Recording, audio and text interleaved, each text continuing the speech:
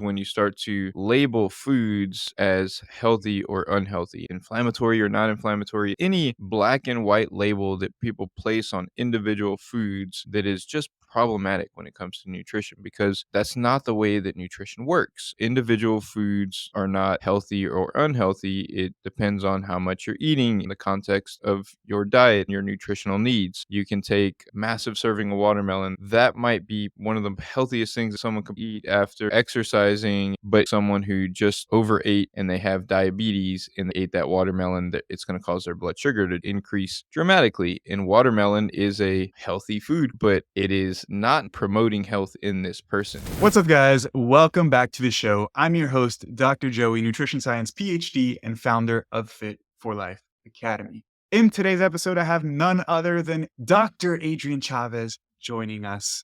For those of you that don't know who Adrian is, that means you must be a pretty new listener to the podcast, because he's been on, I think, 4 times now. I think 4 is the right number. Definitely been on more than anybody else. Adrian's a close friend of mine. He has his PhD in nutritional science. He's a great source of nutritional information that's practical and applicable.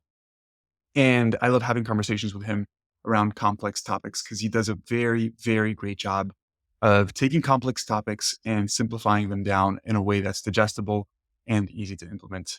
So in today's episode, we mainly talked about why it's inappropriate or incorrect to label foods as healthy or unhealthy.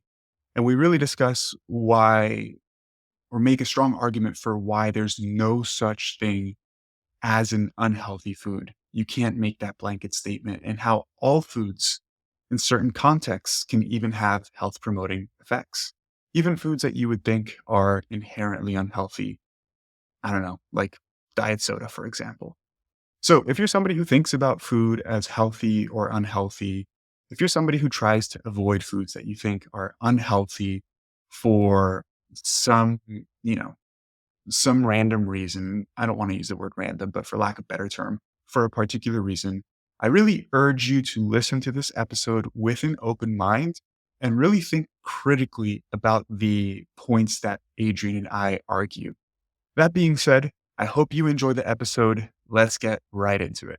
Adrian Chavez, the MVP of the podcast. What is this, 4th time now? You know, I'm always keeping score.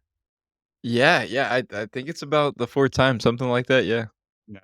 And I need to ask you to do something before we actually get started, because I was reprimanded by somebody in the comments on our last podcast on YouTube. So remember our last podcast, we talked about the carnivore diet. Mm-hmm. And somebody was like, how dare you, it was funny. They said something like, how dare you have somebody on the podcast talking about such a complex topic without introducing their credentials at the beginning? Because I just assume that everybody knows who you are at this point. But I'm not going to make that assumption, because there are new listeners on the podcast every week. And so do you mind giving a short introduction of who you are, what you do, as well as some of your actual research experience, so people know that you're a legitimate scientist? Yeah. So I have a PhD in nutrition and health promotion. So I got my PhD, graduated in 2015. Got a bachelor's and master's degree before that in exercise science. I was always interested in nutrition. I was always interested in both, because they both matter, of course. And but when I was getting my master's, I was like, all right, I really want to focus on nutrition. This is just a more complicated topic. It really interests me, and the nuances of nutrition, as you've kind of alluded to, are just really fascinate me. In my opinion, they just nutrition never stops getting more complicated. As long as the more depth you go into the subject, the more complicated it gets. And that's something I really like about it. It's just really interesting to me. So I went on, got a PhD. During my PhD work, I was focused on diabetes, cardiovascular disease prevention, did a lot of research, like hands-on research, developed a couple programs, did like nutrition education in communities. We ran like DEXA scans, we ran blood work on everyone before and after. We're looking at like positive changes from like nutrition education on their actual like biomarkers, and actually saw some improvements with a program just teaching people in the community center about nutrition. And these are like lower income, higher risk individuals. So had some hands-on experience with that, did a lot of work in the lab as well. And then during a PhD, you get some experience teaching, and then you read a lot of papers. Like, had probably read 2,000 plus papers during that time. And a lot of it, what a PhD is teaching you how to read research and teaching you how to interpret research in your field so that you can, read, interpret, and communicate that science.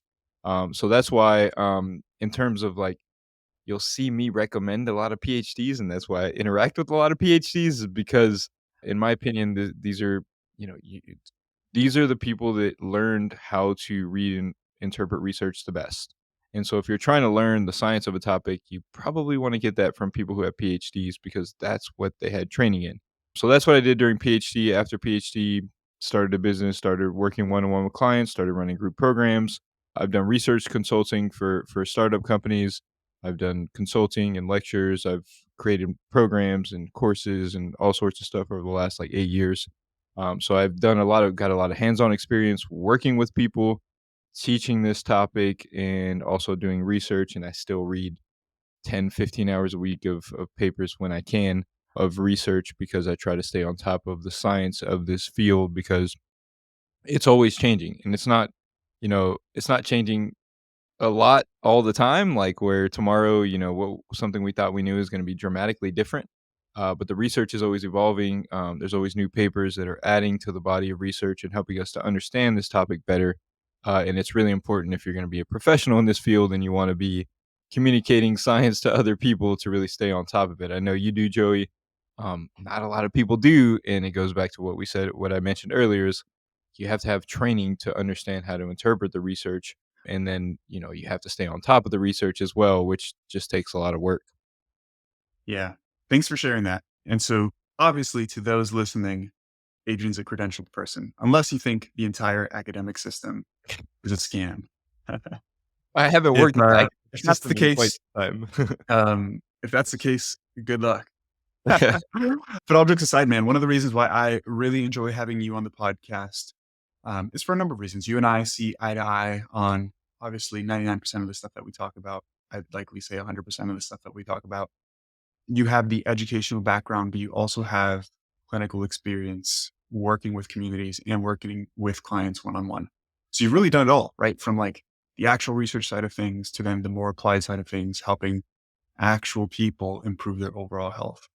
And you, like myself, really focus on emphasizing the basics. And I pause when I say that word because oftentimes like people think it's so boring and like, yeah, it's boring, but it's really what works. But you also do a really good job of explaining why some of these more sensationalist type of comments or information tends to be incorrect and can actually do more harm than good.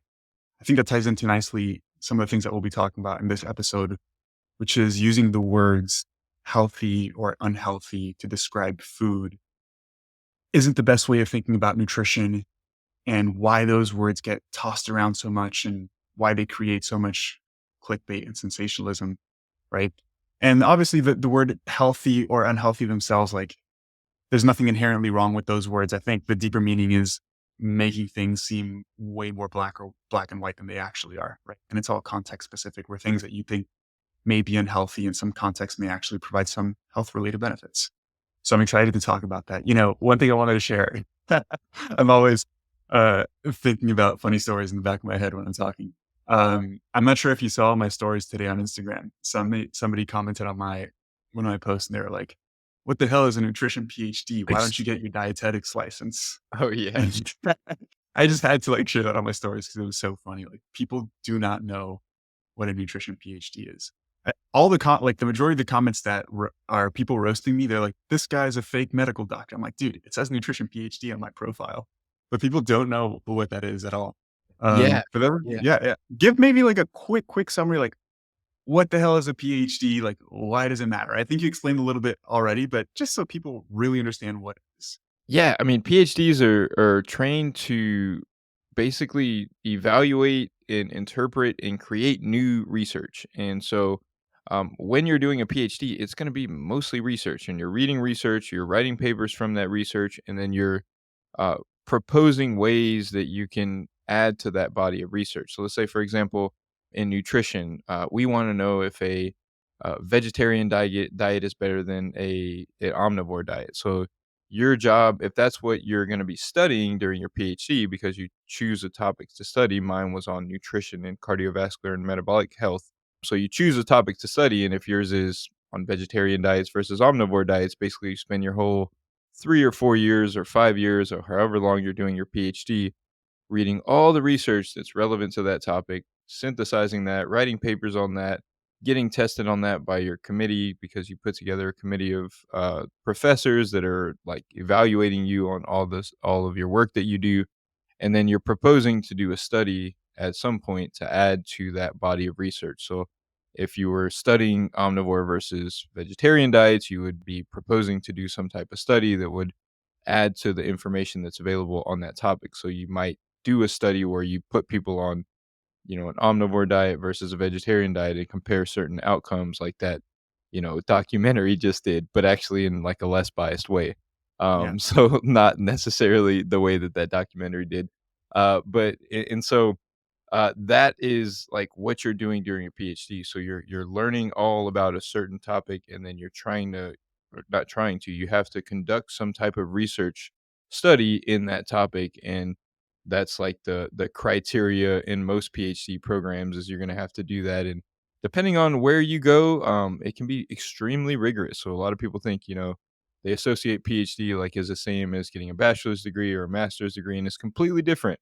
It's kinda like going to medical school for most programs. They're gonna really like, it's gonna be a all day, everyday thing. You're gonna be working nonstop. For me, it was like sun up to sundown. I was teaching, I was going to the lab, I was going to classes, I was writing papers, I was, doing blood work, I was meeting with participants, like, I was working nonstop, and it was very helpful because it helped me learn all the different aspects of research, and now I'm able to, see studies and interpret them well and, put together studies. If I'm consulting with a company or something like that, we can actually put together the research studies, and I have that background, but that's not you don't get that if you're not doing a PhD. Like, registered dietitians don't do that type of research training.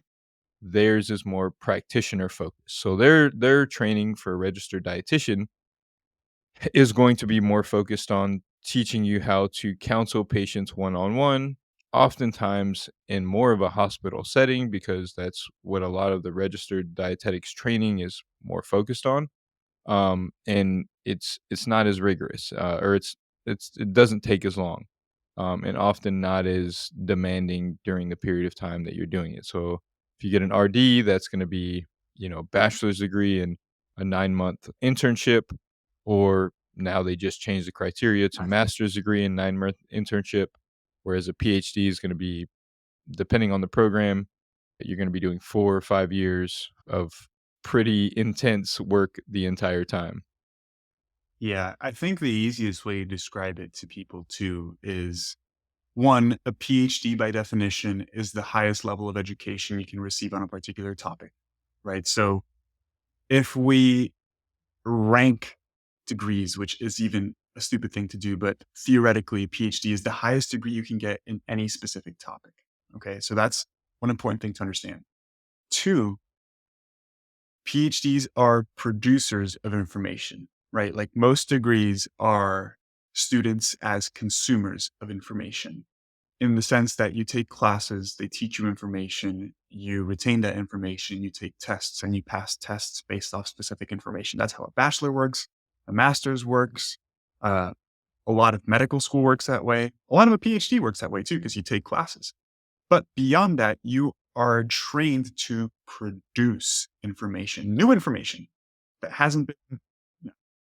The novelty of some research can be questioned, right? There's usually one small little thing that's being tested or whatnot, but regardless, you are producing information. So when you ask people like, where'd you get that study from? Or like, who did this, right?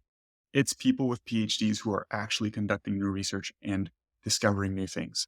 I think the easiest way that I like to explain it is like if you remember back in like, I don't know, second or third grade, when you took like your first science class and they made you do a science experiment, right? And you would like have to formulate a hypothesis and you would then have to test it at home.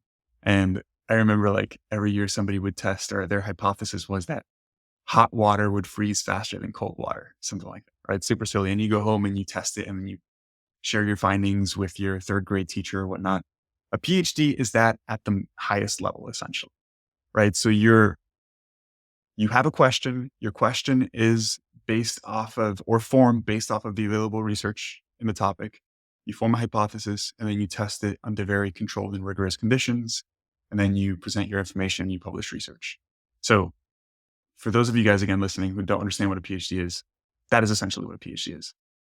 With that being said, hopefully that adds a little bit of qualification to the stuff that we're going to talk about next. Adrian, the terms healthy, unhealthy. Let's just dive into it. What do you like about them? What do you not like about them? Pros and cons. Let's start there.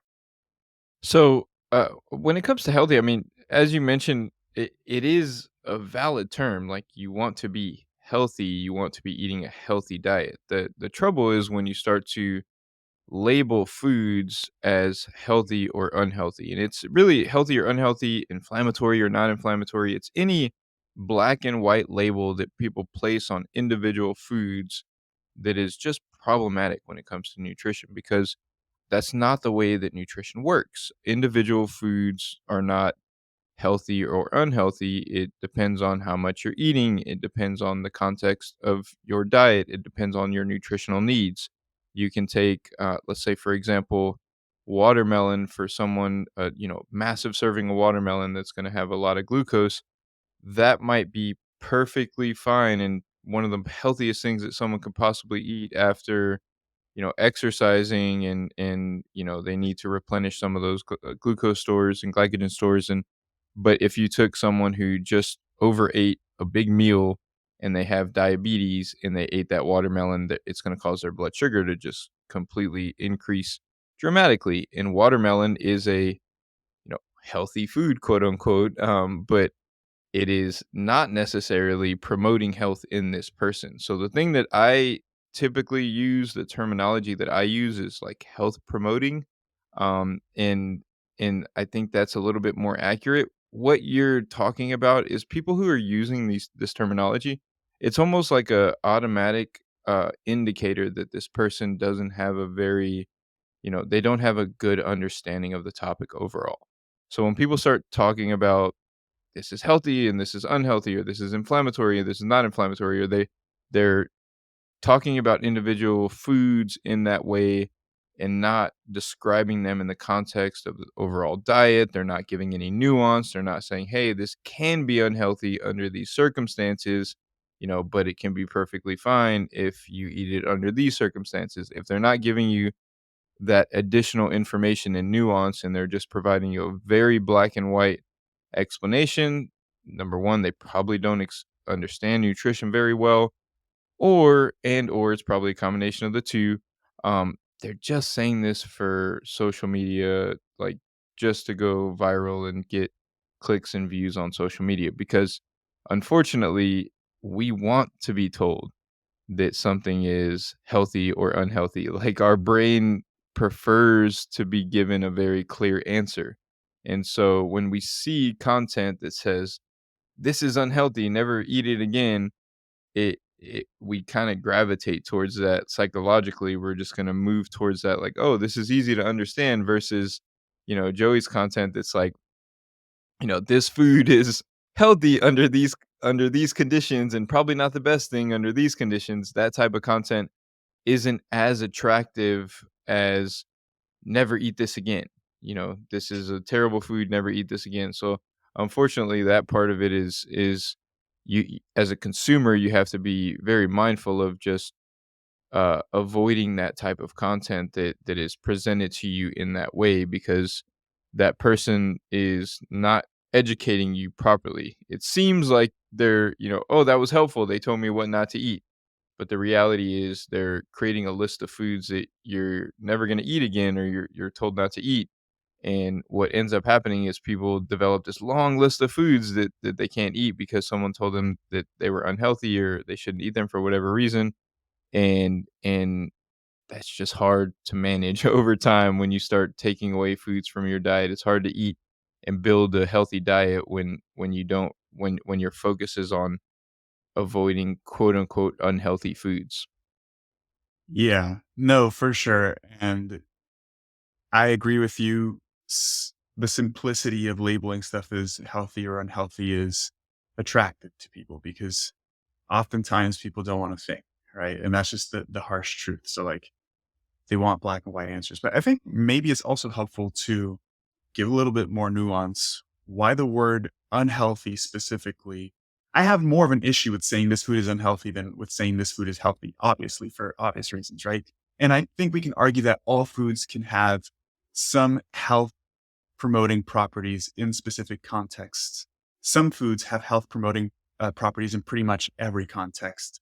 Mhm. But the word unhealthy specifically, the one reason I don't like it is one, as you mentioned at the beginning, you cannot isolate a specific food and isolate it from the context of the entire diet because that's not the way our body works. That's not the way physiology works. There's no food that's going to have an inherent, very negative impact on your health in any given context. Okay. I think you could argue that some nutrients or some compounds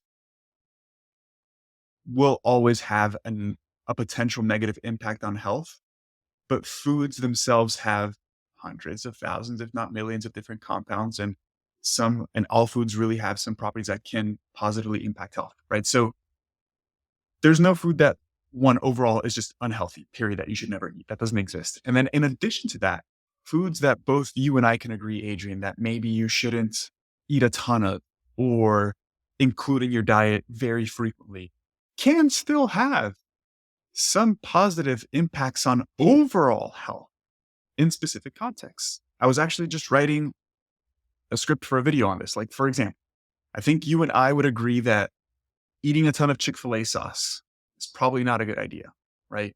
It's like a fat-based sauce. It's pretty sweet, but if if using some Chick-fil-A sauce to lightly dip some broccoli in means that you eat veggies and you wouldn't eat veggies otherwise, in that context, that sauce is probably having an overall net positive impact on your health, especially if you're watching your caloric intake and not over consuming calories, right?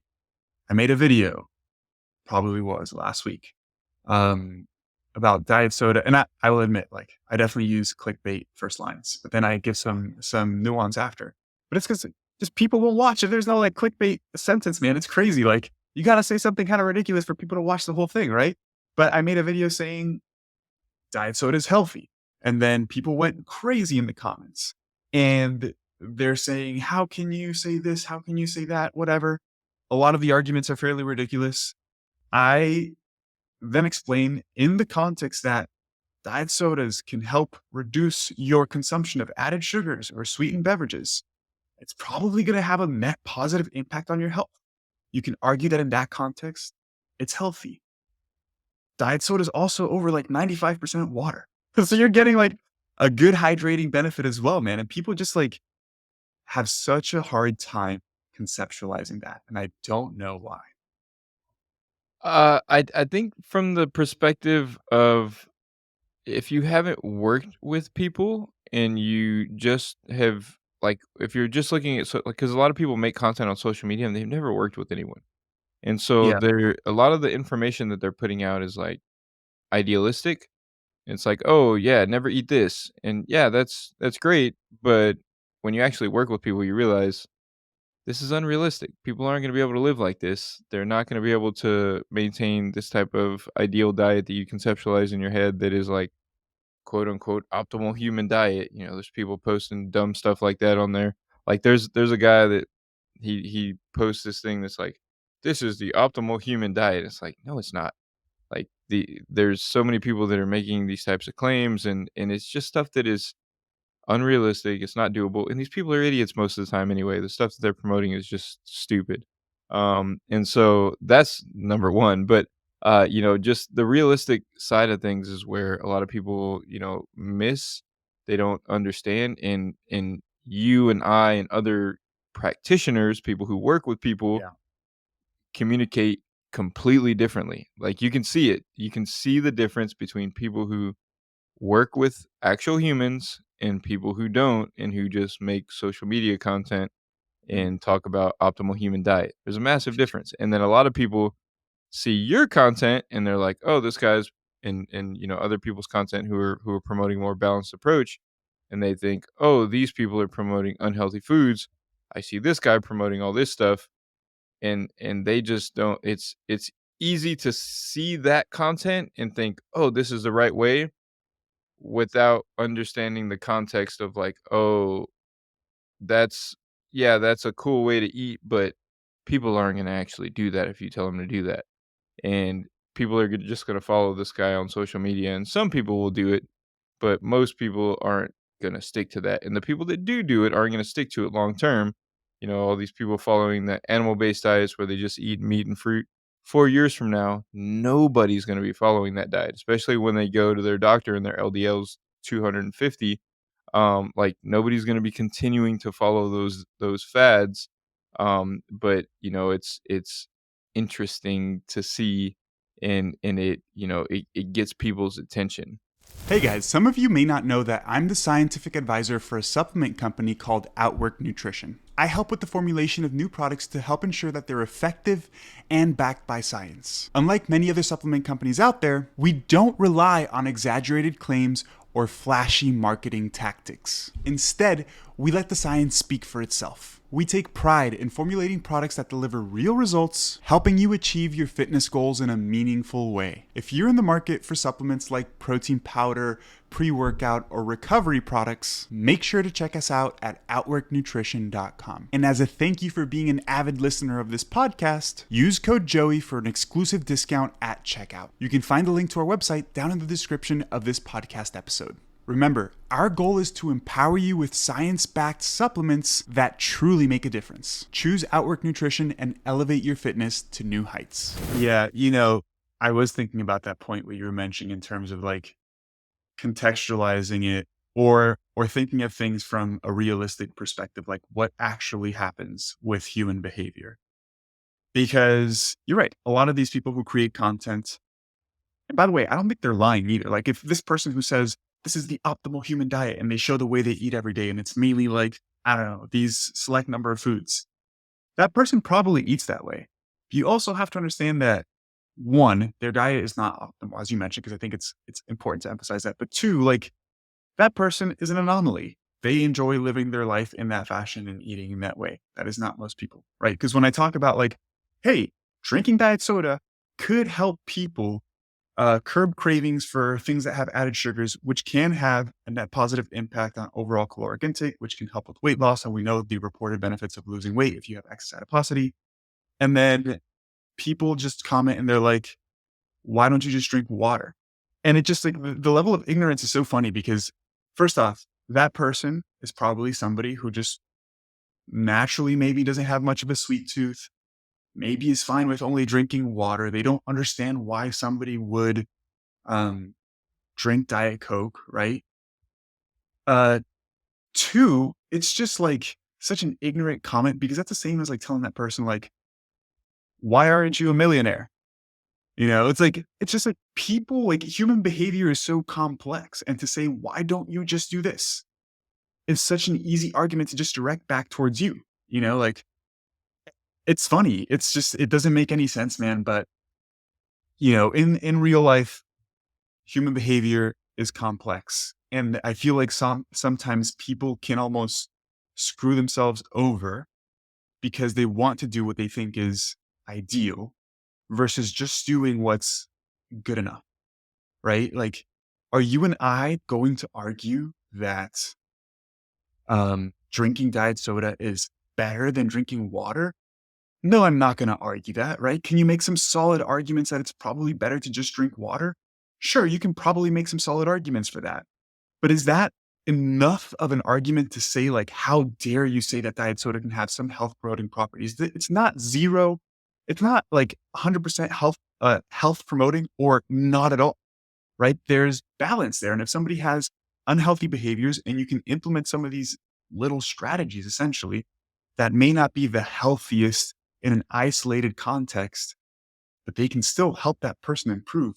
they have health promoting benefits, right? And people, like I was saying, shoot themselves in the foot with trying to be perfect. When if you just try to be good enough and follow simple overall dietary patterns, I know I'm going in probably a million different directions here, but it's because all these things are really intertwined, you know? Um, You yeah, I you almost know lost what my thought you there. know what Go I ahead. wanted to add in there?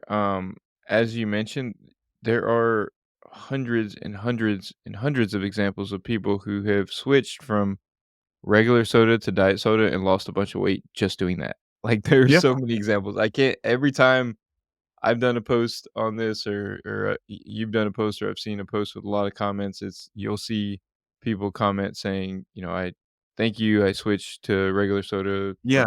to diet soda, and I lost 15 pounds just with that." And it's like, that was pretty healthy for this person. Yeah. And the 15-pound weight loss is in addition to the reduction in blood sugar fluctuations that were occurring from consuming the soda as well. So, that's something that is it's healthy in that context. And that's just what you were mentioning is if someone's going from water to diet soda, yeah, that's probably not a healthy choice or not a healthier choice. But if Yeah. someone is going from regular soda to diet soda and being able to communicate, hey, it's okay to drink diet soda, it's not a big deal in terms of your health. There's no evidence to show that it has a negative impact. That's important because there's a lot of people saying, oh, diet soda is worse than regular soda. And then people continue to drink regular soda and it's having a negative impact on their health. That's having a negative impact on their health is the misinformation that is causing them to make a bad choice. Yeah, totally. It's definitely super nuanced. You know, it's funny because this also ties into some of the other type of messaging that goes around the term of foods being unhealthy, whether it's like the processing method or the specific nutrients that are found. Right. The processing one, I know you and I have talked about a ton, but it's like with seed oils, that's a big one, right? Like industrial processing. Like, first off, it's not the term industrial processing is just like a bad term to use because it's not accurate, but they're mainly referring to the use of like uh, different steps that involve different chemicals to help purify the particular compound, right? It's like if only you knew the type of processing that your drinking water goes through. That's one that I like to bring up. It's like a lot of the water that we drink used to be sewer water, literally used to have feces in it. And you can like, seriously, right? Like when you say it that way, it's like, do you understand just like the degree of processing that that water has to go through to then be clean drinking water? It's pretty drastic, right? It involves several complex steps. And if you took that same process and applied it to something else, somebody would say that that's, overly processed and it's bad or whatnot. And then drinking water, we're like, oh, this is water. It's natural. And yes, it is water and it is natural, but it's also gone through a bunch of processing. Right. So it's also the fear mongering that goes around the term unhealthy. It's not just even the term unhealthy itself, because it's usually being bombarded with it's unhealthy because it's processed. It's unhealthy because of these chemicals. It's unhealthy because it's unnatural. Has inflammatory omega-6 fats. Yeah, yeah, yeah. Yeah, there's it's just this term is not going to be used to describe foods by anyone who is well educated in nutrition. Like someone's not going to say this food is unhealthy, don't eat it. You're just not going to see that. And if you're seeing that and people are using that type of communication style, this person is probably not someone you want to be taking advice from. There's just so many people that are they can make themselves sound very like well informed and they communicate well. They repeat things that they've heard very well and they can get on social media and make it seem very convincing that they have a very, some information that is useful and interesting for you. But if someone's using this terminology, if they're saying, "Hey, this is unhealthy, don't eat it," and they're describing foods in that way, it's just not someone you want to be taking advice from when it comes to nutrition. There's better sources out there. Yeah. So if the term, because I'm trying to think now from the perspective of like somebody who's listening to this who is trying to improve their overall health and they're listening to us talk and they're like, well, if there's no such thing as a healthy or an unhealthy food, now I'm even more confused because what should I eat? Right? I think that's a natural question that comes next because when you have it's easy to be very confident in something when you have very little information, right? And then I forget what's this called? It's like something paradox or something like that. I forget. But then you Dunning-Kruger? have a it's like the more information you get, the more confused you feel, right? At least initially, because you're just like at the tip of the iceberg and there's a lot of information to know. And then over time, you have some more expertise and you still have questions, but you feel more confident in what you're right. So for somebody who's listening and they're just like, man, what are you guys talking about? What do you mean there's no such thing as healthy or unhealthy foods? What are some tips that you would give to that person in terms of how should they think about food? And how can they have an overall healthy diet if there's no such thing as healthy or unhealthy foods? Yeah, so, when it comes to food, I look at it as like a spectrum. Some foods are more nutritious and others are less nutritious. And so I kind of look at it that way as well. Is like, is this food helping me to meet my nutrient needs? And when you said, what is a healthy diet? And the way that I view a healthy diet is a diet that's meeting your nutrient needs in terms of energy, protein, micronutrients, important micronutrients, and then also includes. I always throw this one on because I think it's important. Is like includes plenty of foods that like have been shown in the research to reduce your risk of chronic disease. So things like Mm, broccoli, nuts and seeds, because those, they're not necessary to meet your nutrient needs. Like you can get by and meet your micronutrient needs pretty well without including those foods in. But the research is pretty clear, like eating more broccoli, eating more mushrooms, eating more tomatoes, eating more nuts and seeds, like all of these foods have pretty strong positive associations in every study that's ever been done essentially, yeah. with, like, lower rates of cancer, heart disease, those type of things. So that's the way that I, tend to approach nutrition, and I always recommend people kinda figure out your calorie and protein needs first, and start tracking your calories if you feel comfortable with that to kind of figure out where you are now versus where you should be in terms of your calorie and protein needs, because that's the important first piece. And a lot of people think, oh, I don't want to track my calories and protein. I don't want to like be a bodybuilder. A lot of people associate that with like, just that type of approach to fitness and health. But tracking your calories for a period of time is so informative, and I don't recommend it from the perspective of like this is something you have to do forever. It's a learning experience of learning how to portion foods correctly and how to fuel yourself properly, because uh, you know food is energy, and it's like the gas that you're putting into a gas tank. If you have absolutely no idea how much gas you're putting into your car, you're probably not going to be able to fuel it properly.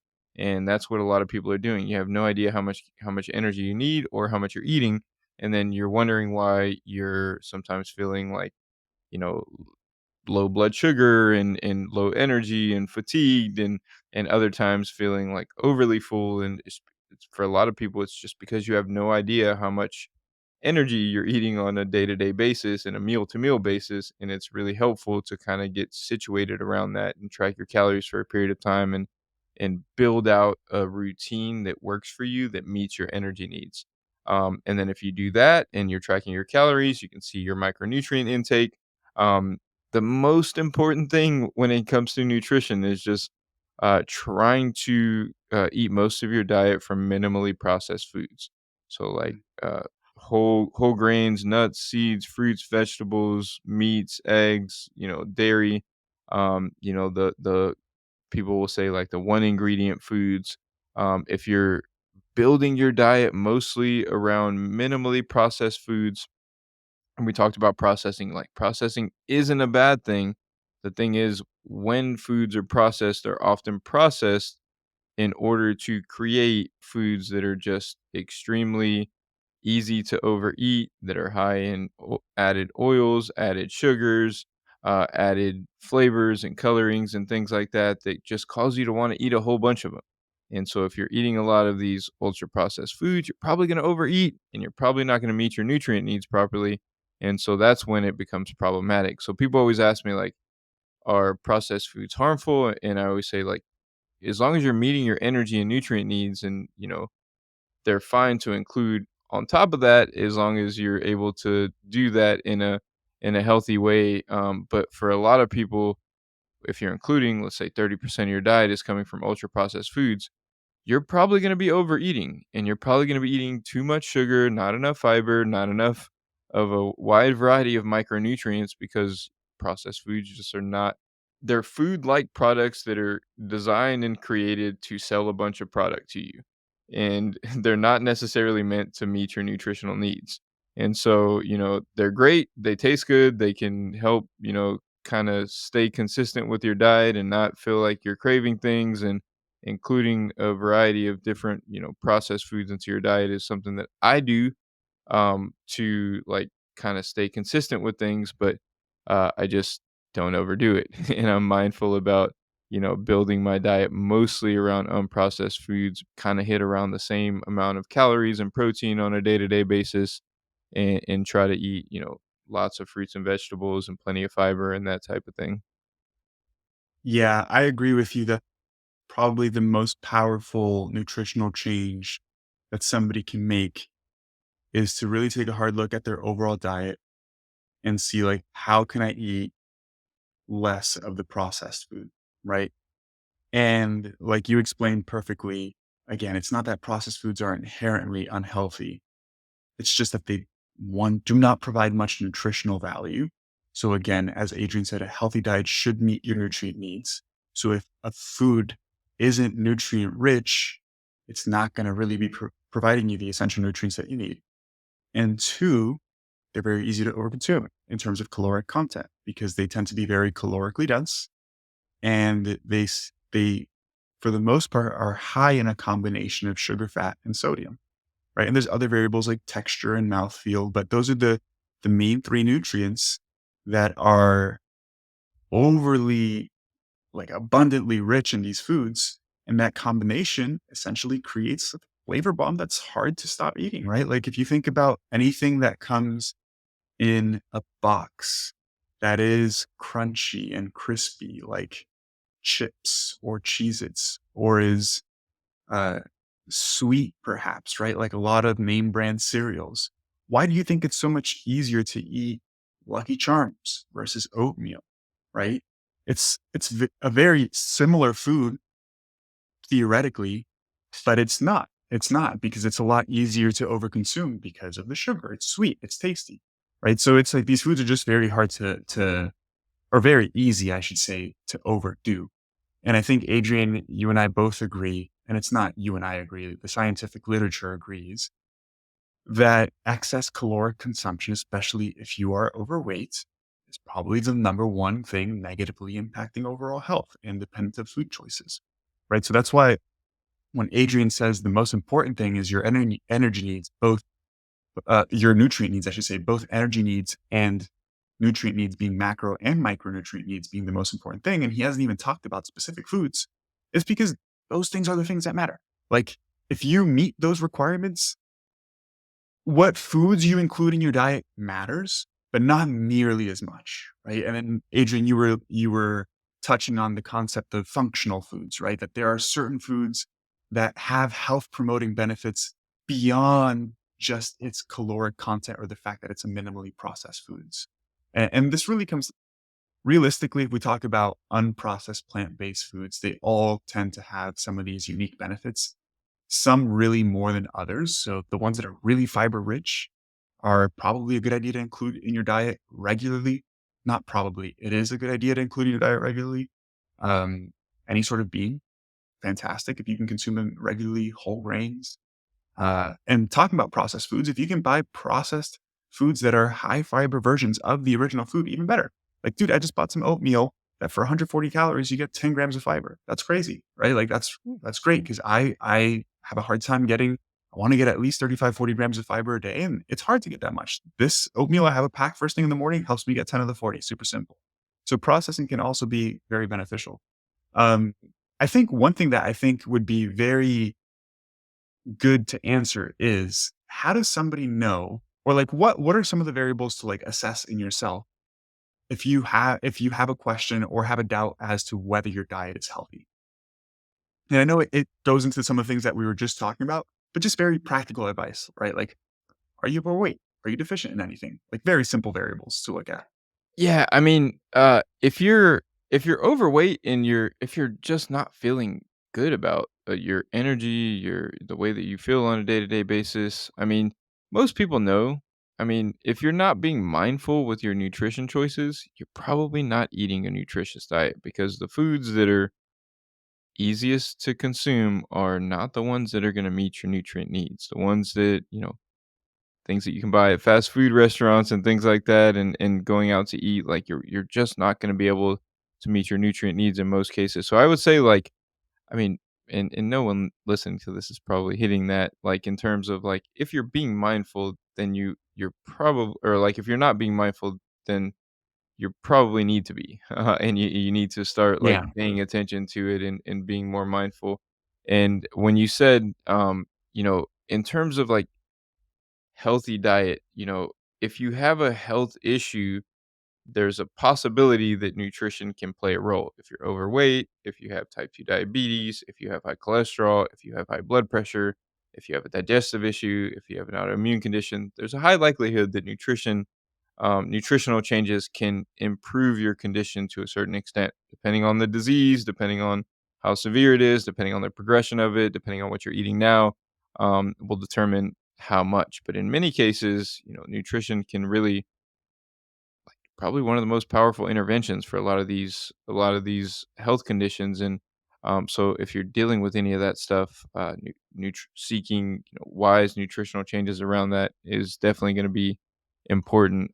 Now, in terms of just the average person, I think it's just really important to be really focused on diet for quote unquote longevity from an early age because this is nutrition is something that we develop patterns around. And the quicker you can develop a healthier dietary pattern, the longer term you're going to be able to benefit from that.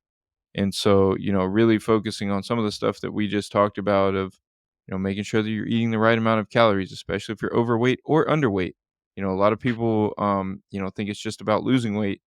I've worked with a lot of clients who I have them track their calories to eat more because they just have a tendency to be a little bit underweight, and there's negative health effects associated with being underweight. There's low, excess muscle mass loss with aging and excess frailty, lower or higher likelihood of osteoporosis and other negative health outcomes. So you want to be eating enough, and so that doesn't mean tracking your calories isn't about forcing yourself to eat too little. It's about making sure that you're fueling yourself appropriately. And I highly recommend that for a lot of people. I know, Joey, you talk about that quite a bit.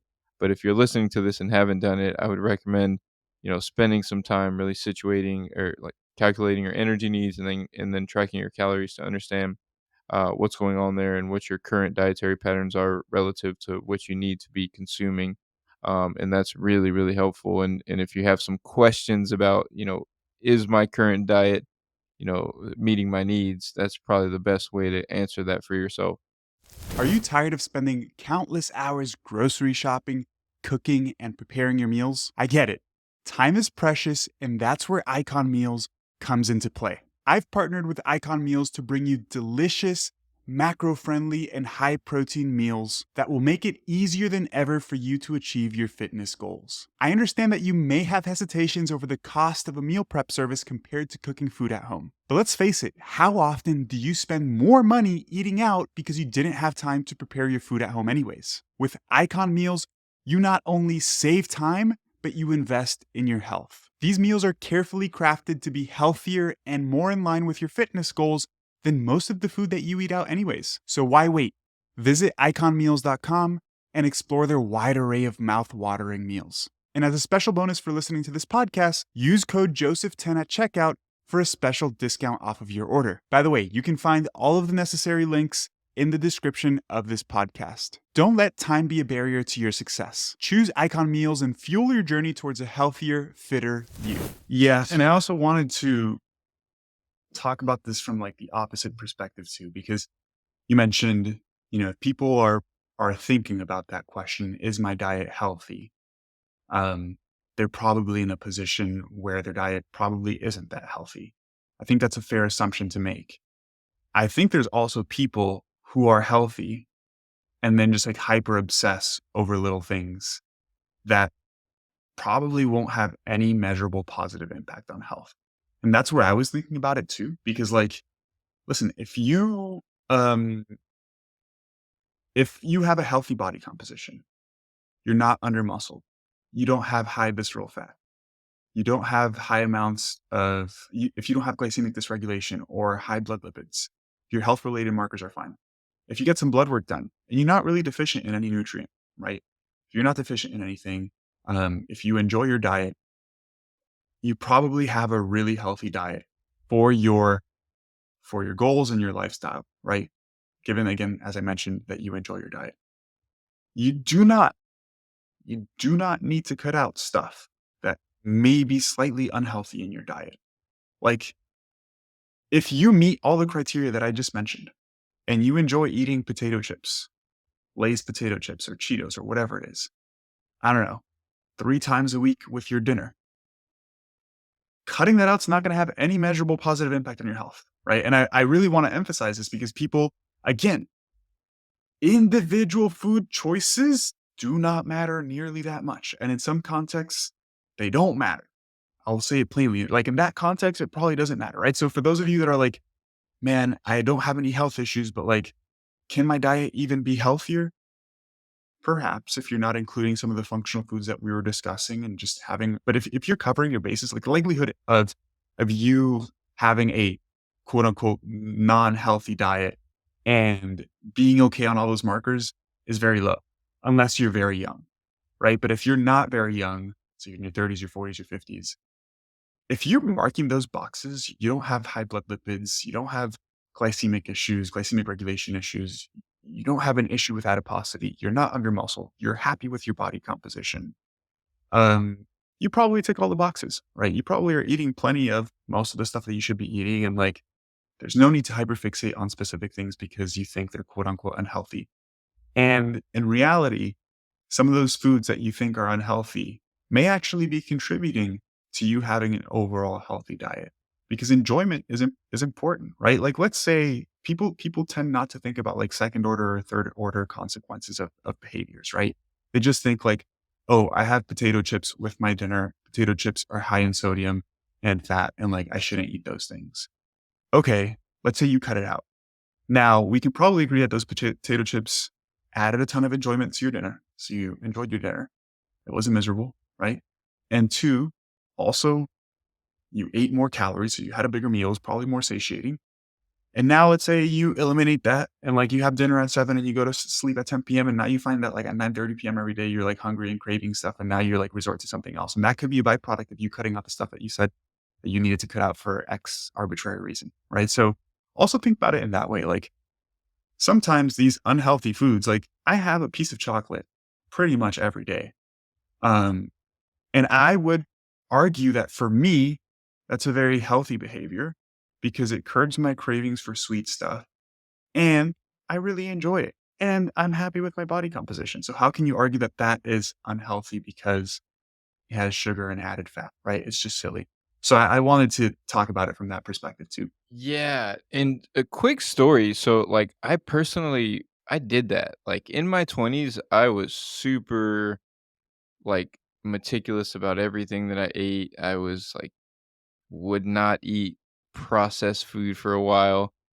And I know from firsthand experience, like I was less healthy than I am now. And as you mentioned, the second and third order consequences of like it was hard for me to go to other people's houses and not be like, oh Mhm. my God, look at this food. I don't want to have to eat that. And like I'd be all in my head about things and wouldn't enjoy myself. And that is if you're in that space, I highly, highly, highly recommend, working to move yourself away from that because it's not where you wanna be, it's not Yeah.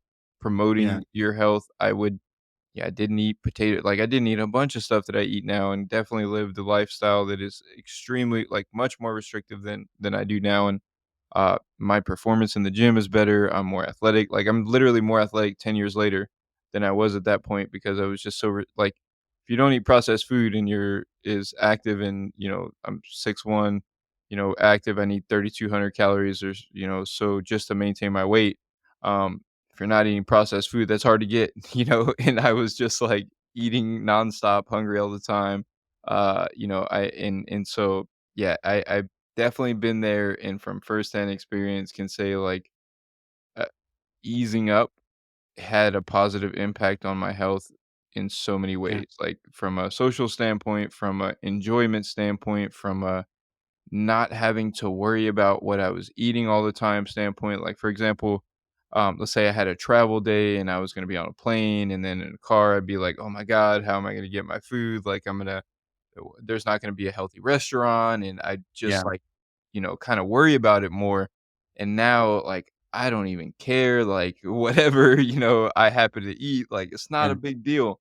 One of the things I mentioned, or one of the things said on my or not on my podcast, on my Instagram, I made a post like this several times that people tend to really appreciate is that we eat over 1,000 meals, like 1,100 meals a year. So let's say you ate 100 meals that were just extremely unhealthy. That's less than 1% of your total diet over the year. If you ate No, 100 that's meals, less than 10%. yes. 100 out of 1,000. Okay, less than 10%. Less than But yes. 10%. Yeah. My I was thinking 1,100 and then I added another 0 there somewhere in my head. Less than 10%. So let's say you ate 50, like, really unhealthy meals. You ate 1 a week, like, that's Yeah. 5% of your total diet. The other 95% is what matters, not the 5%, and a lot of people get hyper fixated on trying to perfect that 100%, where in the reality, if you get 90% and 90% is really dialed in, that other 10% is gonna matter almost no amount, and Yeah. my recommendation is use that for enjoyment and use that to make it, living a healthy lifestyle much more sustainable and enjoyable. Yeah, man, I used to be similar in the sense that I would try to be really strict about my diet, um, especially when I was younger, probably around, I don't know, 19, 20 years old, around there, when that's again like the false confidence of thinking we know a lot when we really don't know anything, right? And I was getting super into like bodybuilding and stuff like that. Not super into bodybuilding, 'cause I've never been super into bodybuilding, but I cared about like building muscle and being lean and all that stuff, which I still do, but I was way more obsessed with it before. And then I stopped being obsessed because I realized I wasn't that good at it. But all jokes aside, I would go home like from college, man, and just like get to my mom's house and not want to eat anything she made. And she was like, "What do you mean you don't want to eat the food that you've grown up eating your entire life?" Like, I didn't want to eat white rice. It's like, I'm Cuban. I eat white rice and black beans with like every meal, you know? And it was like, "Oh no, I don't want to eat rice." And my mom just made like this whole dish of like a mixed rice with chicken and veggies. That's absolutely delicious. And like overall, super healthy diet. And I didn't want to eat it because I thought rice is bad. Just like, I don't need simple carbs. It's just like so silly. Like it just like adds stress and friction to your life that's completely unnecessary. Um, I think you and I are fortunate that we've been, working through this for a long time. And it's something we've been mindful of for a long time. But I also understand why it's difficult for people who are starting off, because it was difficult for us at one point too, in terms of just like being confused about what to eat and what not to eat. Right. And you mentioned something that I think was really powerful of like, now, like, because I used to think about this too. Oh, if I'm going on a trip, like, I need to figure out what food I'm bringing, or like, because, if I go somewhere and there's only pizza, like, I'm just going to be hungry because I'm not going to eat that. And you're just like thinking about food choices the whole time. And it's so silly and like nonsensical, but a lot of people fall into that type of thinking. It's like now I, don't think about it at all. And, it's just quite easy to make healthy choices at pretty much everywhere too. Like it's okay to have a calorically dense meal if you're eating out fast food or whatnot, but you can also stay like making pretty healthy food choices, even if you're going to McDonald's. Like just get some veggies and get some meat. Like it's really that simple, right? If Pick you want foods that to. have a good amount of, yeah, or just pick something that has a good amount of fiber, a good amount of protein, uh, and just pick some whole foods, right? Like I often tell people, if you go in a fast food place, just get the burger. You don't need fries and the milkshake on the side, Something simple like that, or you can get a salad and just like not add all the dressing. If you're going to places like Chick-fil-A, McDonald's, or we have options too, and you don't have to be hyperfixating on the fact that like it's processed or where did the meat come from, or those are like, those aren't organic veggies. Like, just don't worry about any of that stuff. Just focus on minimally processed foods, get some fiber, get some variety, get some protein. You could pretty much do that anywhere. Yeah, yeah, and going back to what you said, in terms of, like, traveling, what I normally do, and I get asked this question a lot, is like, try to focus still on just, like, calories and protein as well, so I just Yeah. try to get enough protein and, like, if I have one big meal, I just try to have a smaller meal, like, another Yeah. time in the day, like, if I'm gonna have, like, I went on a trip recently and, person I was with, they wanted, like, fried chicken for lunch, and I'm like, "Okay, Imma have a little bit of that, have some coleslaw with a couple of pieces of chicken.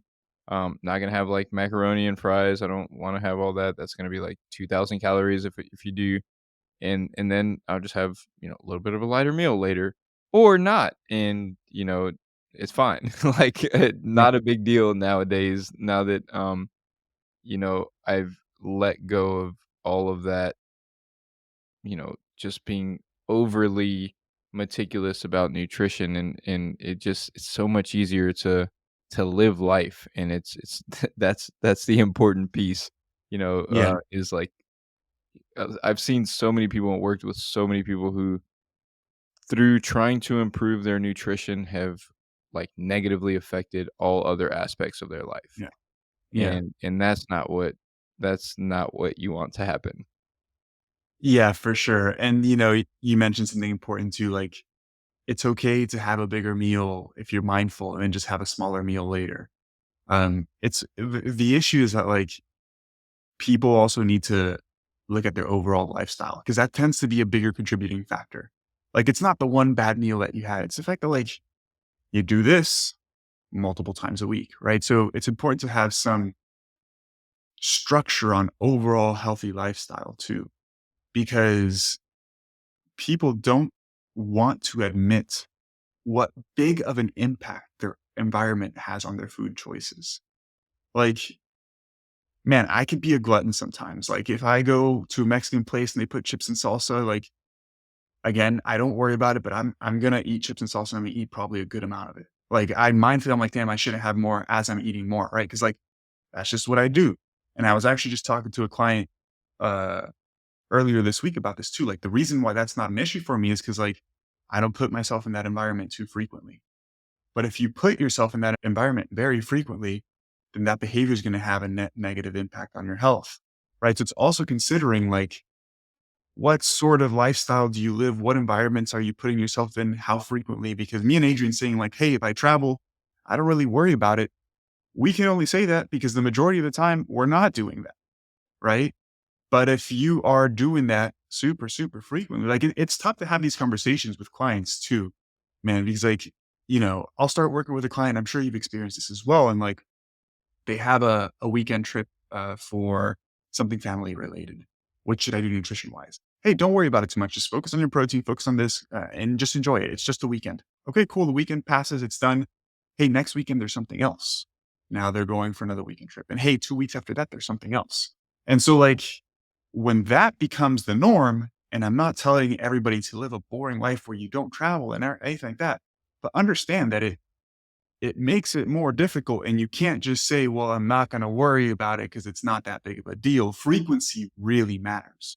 Frequency really matters, right? So like I probably have a huge meal that I go overboard on calories, like well over probably 6, 7, 800 calories in that meal easily once a week. But like throughout the week, Monday through Friday, I just eat the same breakfast, lunch, and dinner because I'm hella busy with work. And like, then I got to spend a little bit of time with my son. And like, I'm probably in a calorie deficit a little bit throughout the week. And then on the weekend, I eat a little bit more. So people need to contextualize that too. I was going to say something else, but I forgot what other points you brought up Yeah, when you the were other speaking thing earlier. the other thing that I was, wanted to mention, and you talked about the traveling and, kinda not worrying about it. Yeah, I don't worry about it, but I also, I have a I have a approach when I travel. I have a strategy. Like, I wake up and I exercise every day because I like exercising and I like moving, and so regardless of whether or not I'm traveling, I'm still moving, and then I'm going to do things that are just more active. Like, when I'm traveling, I'm gonna be hiking, I'm gonna be walking around the city. I'm probably like, people don't like traveling with me because I end up walking, like, 15 miles in a day or something stupid. It's Bro, that's always me too. When a I go ridiculous somewhere with amount my of wife walking and, like, as soon because as yeah, because if you do that, then all the impact of food and extra calories is gonna be put to good use. And so and plus, I just like to see the city from, on foot. I feel like if you go to a new yeah, city, you get to see it a little differently if you see things on foot. So, um, you know, when you say don't worry about it, it's not that it's not worrying about it. It's like having different strategies and approaches that you feel very comfortable with that work for you, and it's all centered around what we said earlier of, like, making sure that it meets protein, calorie, and micronutrient needs. And even when traveling, one of the things that I do, I basically I go to the grocery store, I buy a bunch of fruit, I buy protein sources, yogurt, protein shakes, whatever, and a bunch of water, and that's usually my breakfast. That's all, any snacks in between meals, and that just holds me over, and I have, a big meal usually for dinner, sometimes a big meal for lunch, and then outside of that, it's just a couple protein shakes, some fruit, some water, and that yeah. usually oftentimes I go travel and I'm either the same or sometimes a little bit like, I'll lose a little bit of weight because 'cause I'm not snacking at all except for, like, have a protein shake here and there, and I only have 2 meals typically when I'm traveling just because I don't even like going out for breakfast anyway. I prefer cooking breakfast at home. I'm like, anytime I go out for breakfast, I feel like I got ripped off. I'm like, "I just spent Dude, I $40 know. on, like, what I coulda made at home, like, for, like, 250."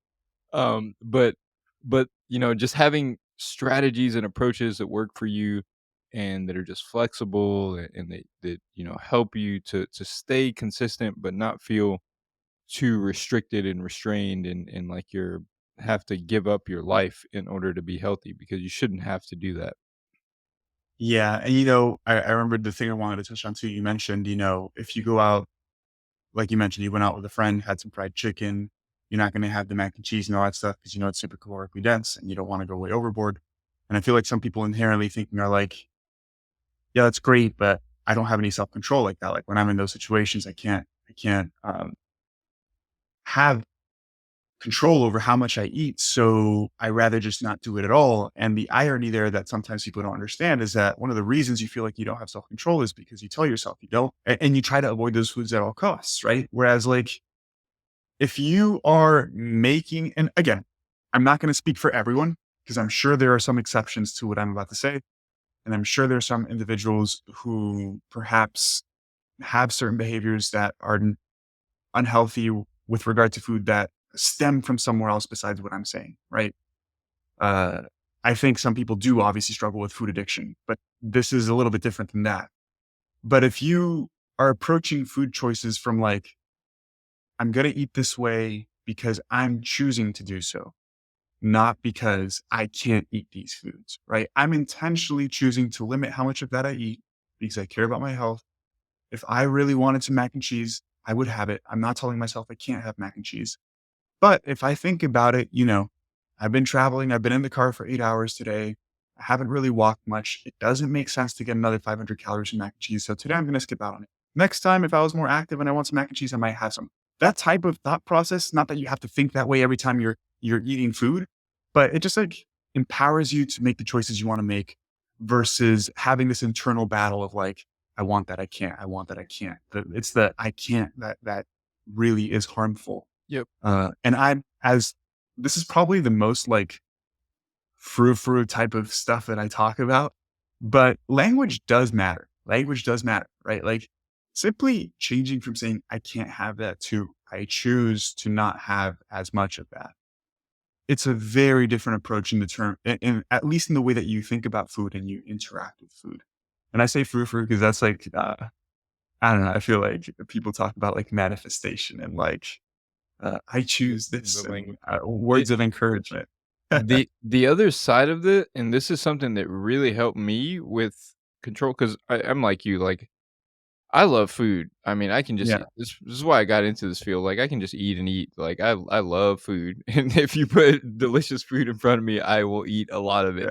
yeah. So one of the things that helped me, because I used to have a really hard time, like, not overeating in certain environments, couple things. Number 1, like, knowing that I'm going to be able to eat that food again. So, like, with the mac and cheese, it's not like, "This is my last time I ever get a chance to have mac and cheese," like, I had mac and cheese the day before. That's why it was easy for me to skip it.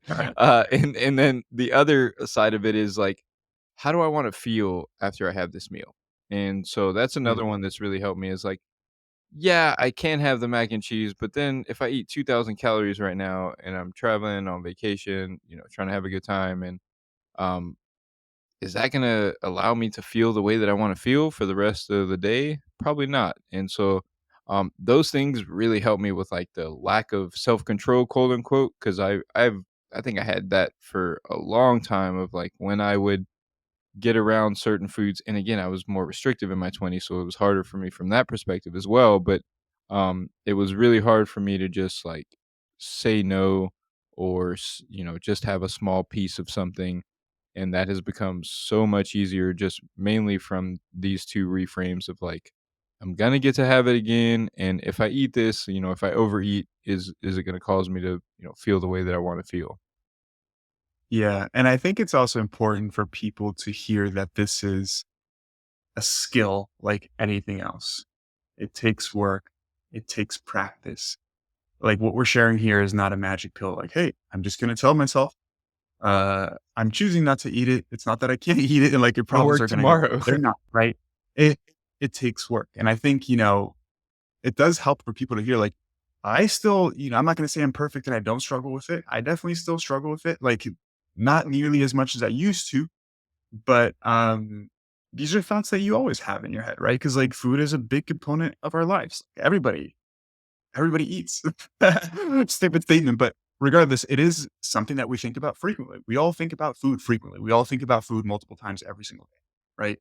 So you are going to have these thoughts frequently, and they will your thoughts and your behaviors will improve, but it's always something that's going to require effort, right? Like, even this weekend, man, like, um so I'm really good at, if there's no food around, I just won't eat, obviously, but I'm not like, I'm I don't feel pressure to, like, order food if I'm at a bar. Mhm. Uh, I can be in an environment where other people have food and stuff, and, like, I won't really care. But if at my table somebody orders food, I have really bad self-control. That's how I am. So, like, most places I just, like, if I just don't order food, right? Because like, if I do, I'm just gonna go overboard on it, and that's a strategy that works for me. But, like, my wife, if we go out, like, I know she's gonna order something because she just does, right? And so Sunday, we were gonna go out for a football game, and I had a pretty big lunch before. Like, I had a big bowl of fruit, I had some steak, and I had a big salad bowl too. I ate all of that right before going, and I was like, "I'm doing this because like, I know there's gonna be food and, like, Imma have lunch, so I don't need to eat there." And then my wife ordered nachos, and I ate half the nachos. And I wasn't hungry, it's just, like, that the food was there, right? And then afterwards, it wasn't that I, like, felt bad about it, but I was like, "I wonder why that is." Like, I definitely didn't need to eat nachos, but I still did. And then I had a smaller dinner and, like, whatever was over, but it's still, like, a behavior that I did that I planned on not doing, and then I still failed, right? So, I think it helps for people to hear that because sometimes they think like, "Oh, you guys are nutrition professionals. You don't struggle with this. You don't understand." It's like, "No, we understand. We've struggled with it for a long time." It gets better and you will still, even when it gets better, still quote unquote mess up. And whatever you mess up is like not execute on the plan that you had as well as you thought you would.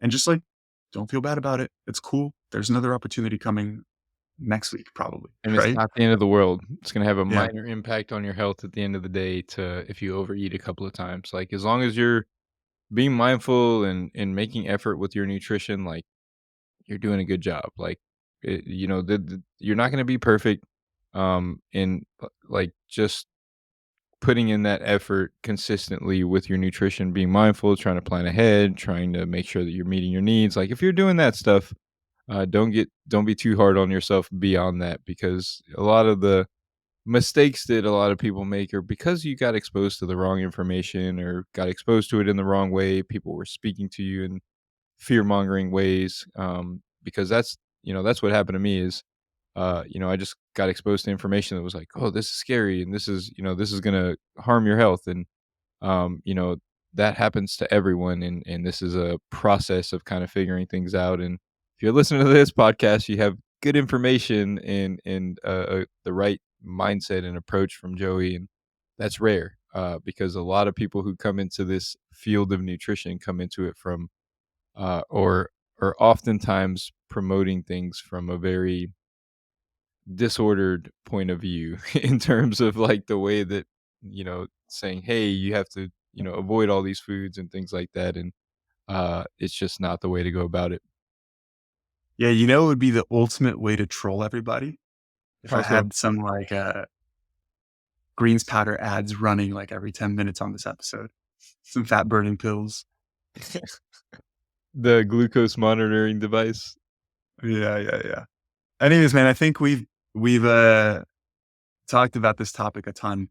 And I want to be respectful of your time too. Is there anything else you want to talk about? You want to go ahead and wrap it up? No, no, I think we covered everything. Sweet man. Well, it's always a pleasure to have you on. Do you mind sharing where people can find you on social media and how people can also learn more from you, your podcast, your course? And Yeah. they'll obviously be in the description of this episode too for anybody listening. Yeah, so you can find me on Instagram at Dr. Adrian Chavez. It's Dr. period Adrian period Chavez. If you just search Dr. Adrian Chavez, you'll find me. And then my podcast is called the Nutrition Science Podcast. I publish one episode per week. Various topics. They're a little bit shorter, about 30 minutes, and it's a good thing to tune into if you want to learn more about nutrition. I go into quite a bit of depth on some topics like saturated fat and omega-3 fats and things like that. So, highly recommend checking that out. Yeah, you know, it's funny that you just mentioned shorter episodes. Um, Even like every time I talk to you, for example, or anybody I talk, every time I have a somebody that I'm interviewing on the podcast, I usually feel like the conversation flows way better the second half of the conversation. Like it takes some time to get into it. So sometimes I'm like, when we were talking at like the 30-minute mark, I was like, I think we covered a lot of this stuff too. And then we started sharing like personal experience. And I sometimes think that those subjective stories that we share at the end are way more valuable in terms of people being able to relate and like actually have stuff to implement, right? Because I feel like sometimes we can be so theoretical talking about like the term unhealthy doesn't matter because Right. context is important and this food in this context can be healthy. People are like, okay. But then it's like when you actually start to share how you got to where you are and share that you've actually struggled with these things and you can relate, that's when people really, I think, find a lot of value from these conversations. And that's why I drag you on here for almost an hour and a half. So I'm gonna do as you're mentioning that, I was actually planning to probably do some interview episodes on my show where I don't talk about science, where I just talk about people's stories of like, Yeah. and I want to find people because there's a lot of people who have like reversed chronic health conditions with a variety of different diets. And I was thinking about bringing different people on and like just digging into their stories because I think that's really interesting. I'm stealing that idea from you. Dang it. Okay. And Uh, as soon as you have somebody, I'm gonna invite them on the next week, dude. I'm s cool. You know, that's what I do. I just rip people off. That's my strategy to succeed. Who's doing well? What are they doing? Let me do it better. That's the way to get there. Oh, man. No, but that is a great idea, you know, and maybe just interviewing people, even not from a nutritional standpoint, but people that are obviously living healthy lives and just have a conversation like, hey, how'd you get to where you are? And like, what does a day in your life look like? Yeah, And exactly. that way you can just like relate to that really well. Because I increasingly think that the lifestyle stuff is more and more and more important. And that's the stuff that people don't talk about, right? Like we were talking about, like if I go to a restaurant um, and I eat a ton of like bread and butter, because I always do that if a restaurant brings Oh, bread I and do butter too. first. Why do I not worry about it, right? Me just saying like, oh, I don't worry about it. I understand why we say those things because we don't worry about it. But to somebody who does worry about it, they're like, well, the fuck, like, you know, how do I improve this? But then talking about like, hey, I don't worry about it because my overall lifestyle, I don't do that frequently. I do that only like once a week. And here's why. And this is what the rest of my week looks like. That paints the whole picture, Yep. right? That's like the non-science stuff. And it's funny because I think also that we want to present ourselves in a certain way because we are experts in a subject matter and we want to talk about it in a very like nuanced and fancy way as well. Um, but sometimes just talking about experience is so much more valuable when you have a good experience, because obviously there are people on the other side sharing their experience. And that's all the stuff that you were talking about at the beginning, right? It's just anecdote. And then we talk science and then we attach anecdote. Other people talk about anecdote and they attach science to their anecdote. Yeah. That's the difference. Yeah, Um, definitely. yeah. Anyways, man, again, appreciate you a ton. For those of you guys that have listened this far, thank you for listening to the whole episode. If you're a regular listener of the show, all I ask is that you take a second to review the podcast, rate it. If you're listening on YouTube, thumbs up and comment for the algorithm. Thank you guys. Catch you next week.